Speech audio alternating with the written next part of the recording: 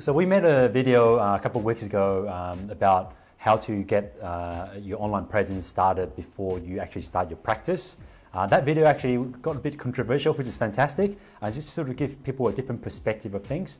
Now, I just want to make sure that the idea of that video, the strategy, is not about stealing patients from a practice to, when they start their own business themselves. Hence, the title was "Don't Be That Guy." Because over the years, I have heard so many stories from dentists where, they told me that when the associate left, they stole their patients with them. And the worst story I heard was like they literally copied the entire patient database from the server and took it with them. Right? So and there's other ones where they open within 5 kilometers or just down the street, and I think that's very unethical. And that's why I feel it's my responsibility to come up with a solution that's benefit for both, right? And hence the video we got created. And I guess this video is to sort of give the practice owner a different perspective about the whole idea.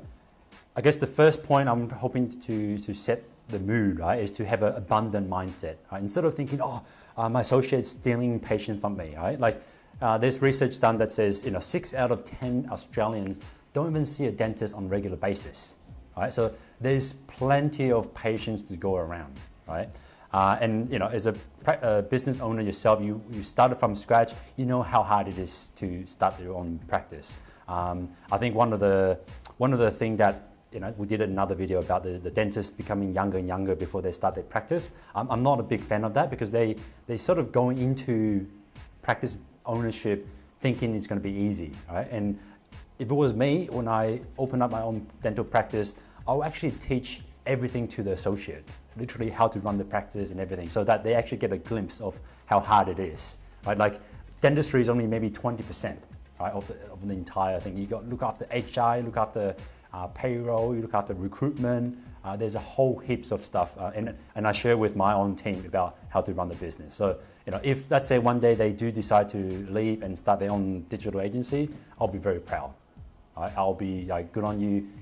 In fact, that sort of reminded me when my wife started her practice. We're very respectful of the business owner, and we actually told him a good 11 months ahead of the opening of the practice. It's just a mutual respect thing, right? And he gave us really good advice about what it takes to open up a practice, and even made a little smart comment saying, I actually expected you to start your practice earlier, right? And he said, take as many patients as you can. So that's like a very abundant mindset, which I really like, because at the end of the day, Australia is a very small market. Every dentist know each other. You don't want to have that really negative feel when your associate leave. Yeah, but ultimately, at the end of the day, you can't stop people from wanting to start their own practice. Right? You can't stop people from doing what they want to do. So why not leave a part on the good mutual respect terms? And another sort of perspective you can think about is, what if you create an environment at the workplace so good that they don't actually want to leave?